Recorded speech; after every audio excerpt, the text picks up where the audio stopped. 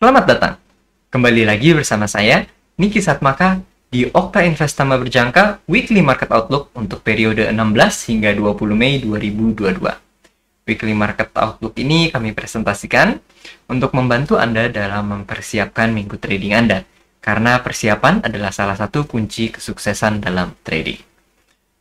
Sebelum kita mulai, saya akan memperlihatkan terlebih dahulu slide disclaimer.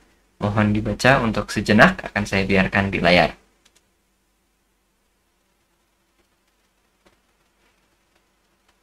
Baik, saya harap Anda telah membacanya. Mari kita mulai Weekly Market Outlook kita dengan recap apa saja yang sudah terjadi di periode sebelumnya, minggu sebelumnya, di tanggal 9 hingga 13 Mei 2022. Oke, dari Jerman, economic sentimennya bertumbuh, dari minus 41 ke minus 343. Oke, jadi minusnya berkurang. Oke, sedikit meningkat ini dari level terendah dalam 2 tahun terakhir, yaitu minus 41. Jadi memang bulan sebelumnya kan economic sentimennya semakin menurun, dan di bulan kemarin, minus 41 itu adalah level terendah, dan akhirnya mengalami peningkatan di laporan bulan ini. Oke, lalu kita ke Australia, consumer confidence-nya jatuh ke 90.4 dari 95.7. Jadi penurunannya kurang lebih sebesar 5%. Ini adalah kejatuhan terbesar semenjak Juni tahun 2015. Lalu tingkat inflasi di Amerika akhirnya mengalami perlambatan. Bila dari kemarin kita beritanya adalah inflasi sekian meningkat, selalu meningkat. Jadi sudah 7 bulan berturut-turut inflasi di Amerika itu meningkat. Dan akhirnya di bulan kemarin, dilaporkan mengalami perlambatan ke 8.3%. Dari sebelumnya 8.5%. GDP di UK mengalami kontraksi sebesar 0.1%. Di bulan sebelumnya dia mengalami flat, 0%, dan saat ini dia mengalami kontraksi. Jadi memang keadaan GDP-nya juga tidak terlalu surplus, tidak terlalu ekspansi. Jadi memang sedang ada gonjang-ganjing, dan bila kita lihat dari mata uangnya, GBP pun terus mengalami pelemahan. Lalu dari Amerika, kita kembali ke Amerika, PPI dia mengalami peningkatan sebanyak 0.5%. Ini lebih rendah peningkatannya dibanding bulan sebelumnya, 1.6%. Bila kita lihat di emas, ini emas juga semakin menurun, sekarang menuju ke harga low di bulan Februari kemarin. Dan Euro USD juga terus menurun, area monthly supportnya semakin dites lebih dalam. Kita bahkan hampir membentuk harga terendah dalam 9 tahun terakhir, 9-year low baru. Dan dari Nasdaq yang sejak dari awal tahun itu melemah cukup kuat, jadi melemah cukup dalam. Pada akhir minggu kemarin, menjelang akhir minggu, dia mengalami sedikit bounce, membentuk sebuah buying tail. Nanti kita akan lihat di chartnya. Selanjutnya itu recap yang sudah terjadi. Lalu apa yang perlu kita perhatikan di minggu depan? Pertama di 16 Mei, ini event seharian kurang lebih. Ada Commission Spring Forecast dari Eropa. Lalu berikutnya di hari Selasa, ini ada jamnya. Kalau sudah mulai ada jamnya, ini adalah waktu Indonesia Barat ya, UTC plus 7, jadi 8.30 adalah 8.30 waktu Indonesia Barat. Ada RBA meetings dari Australia, lalu pukul 1 siang. Dari Inggris ada claimant count change dan unemployment rate. Prediksinya kurang lebih stabil untuk unemployment rate, claimant count change-nya sedikit menurun. Dan di malam hari, pasar Amerika pukul 7.30 malam, akan ada laporan retail sales. Diperkirakan sedikit melemah retail sales-nya. Berikutnya, di hari Rabu, GDP growth rate untuk Jepang pada pagi hari, kemungkinannya akan menurun. Jadi growth rate-nya minus sebesar 0.3%, di mana sebelumnya growth rate-nya adalah 1.1%. Dan pada siang hari, tingkat inflasi dari Inggris, kita dapat lihat ekspektasinya adalah meningkat. Jadi masih meningkat tingkat inflasinya dari 7% ke 8.9%. Lalu pukul 19.30 ada laporan inflasi juga dari Kanada. Di saat yang sama ada laporan housing untuk housing start dan building permits dari Amerika. Ekspektasinya kurang lebih masih stabil, sedikit menurun sebenarnya dari 1.79 ke 1.78, tapi tidak terlalu signifikan penurunannya. Building permits-nya juga sedikit menurun dari 1,87 ke 1,82 juta. Lalu di hari Kamis, trade balance dari Jepang prediksinya adalah defisit sebesar 300 miliar yen, di mana defisit sebelumnya adalah minus 400 miliar. Jadi bila kita lihat defisitnya semakin berkurang, jadi semakin meningkat, ya, semakin menuju ke surplus. Ya. Pukul 8.30 pagi dari Australia ada unemployment rate, dan unemployment rate prediksinya agak sedikit meningkat. Jadi tingkat penganggurannya meningkat dari 4% ke 4,1%. Dan pukul 9 malam ada laporan existing home sales, prediksinya dari 5,7 turun ke 5,6 juta. Untuk hari Rabu dari Jepang, dari Inggris, ada consumer confidence semakin menurun dari minus 38 ke minus 40, dan dari Jepang berikutnya tingkat inflasi diperkirakan sedikit meningkat dari 1,2% ke 1,5%. Jadi masih keadaan inflasi overall prediksinya masih tetap akan adanya peningkatan bila kita melihat trennya dari beberapa bulan yang lalu. Dan pukul 1 siang dari Inggris, retail sales diperkirakan meningkat dari yang sebelumnya minus 1,4%, diprediksi ke 0,2%. Oke, itu adalah jadwal berita untuk minggu depan. Berikutnya kita akan lihat key technicals apa yang harus kita perhatikan. Pertama-tama dari emas. Emas kemarin, di minggu kemarin terus mengalami penurunan dan membentuk down wick. Dan kita saat ini mulai masuk ke area bawah lagi. Mulai pindah dari yang tadinya dari 2000 turun ke area 1900, dan sekarang mulai masuk ke area 1700 sampai 1850. Dan area ini di tahun kemarin sejak Juni sampai bulan Januari awal tahun ini, jadi kurang lebih 6 hingga 7 bulan itu mengalami sideways yang cukup panjang. Dan area ini bersifat sebagai magnet, dan kita berpotensi juga mengalami konsolidasi mirip seperti yang terjadi sebelumnya. Lalu dari Euro USD kita mengetes lagi lebih dalaman di supportnya tadi, dan hampir membentuk 9 year low, tapi masih belum.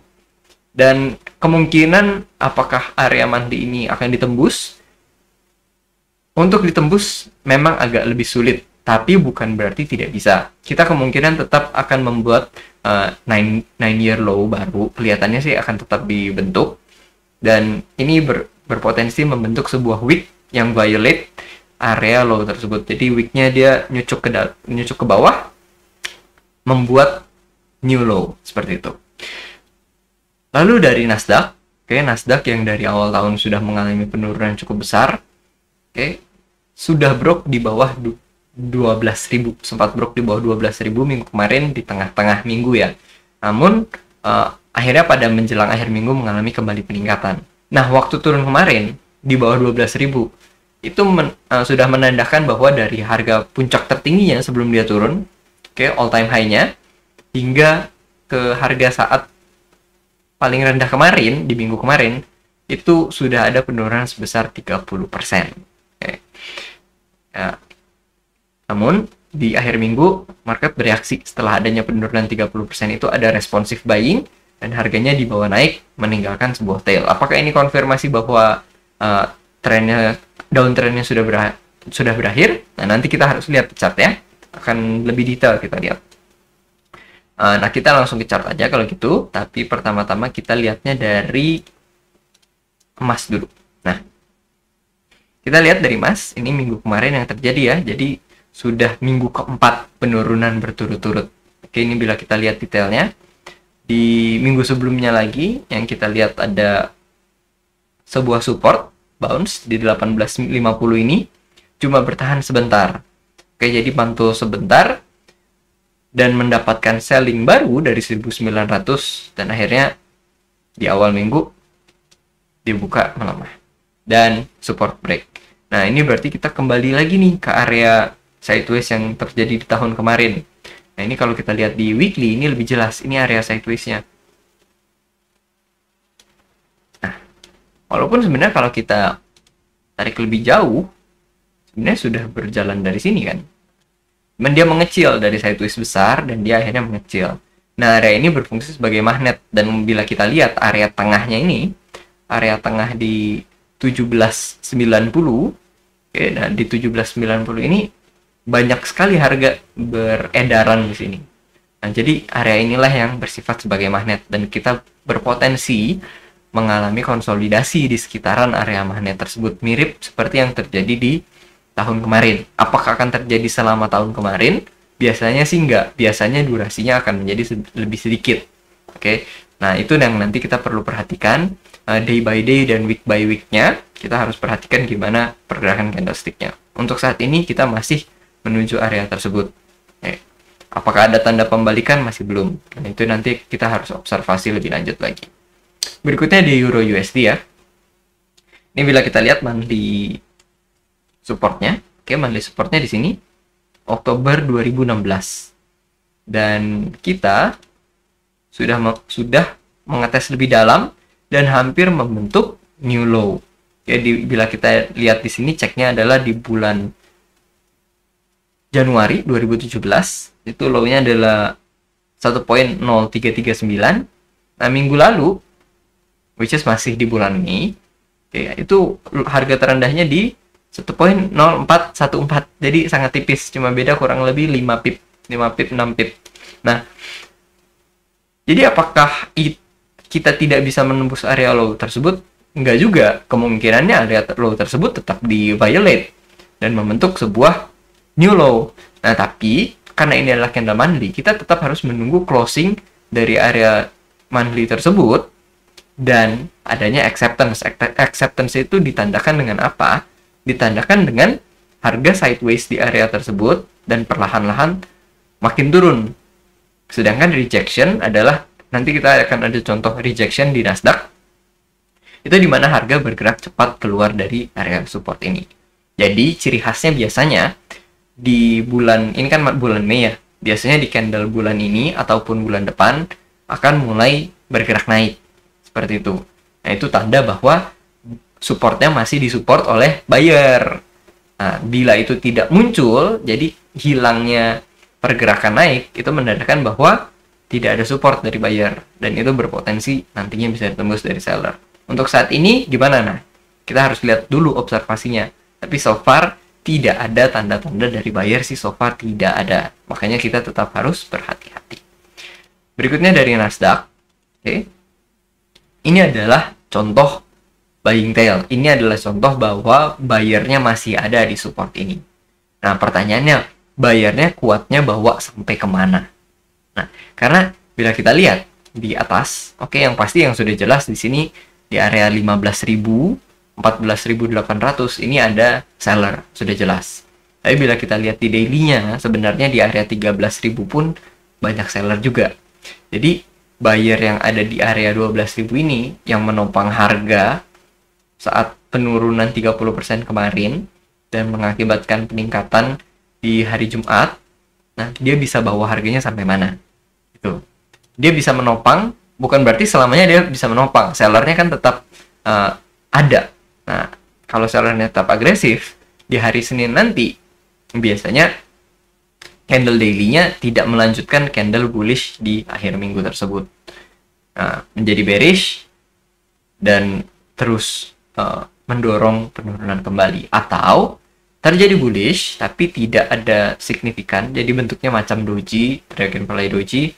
Nah, itu menunjukkan tidak ada conviction dari buyer, tidak ada keyakinan dari buyer untuk membawa harga naik, jadi nggak terlalu kuat. Nah, tapi ini adalah salah satu contoh bahwa oke, buyernya mulai bereaksi. Nah, kita tinggal lihat reaksinya bisa dibawa sampai kemana nanti. Itu adalah sudah satu hint. Oke, itu merupakan weekly market outlook kita untuk periode tanggal 16 hingga 20 Mei 2022. Happy hunting traders!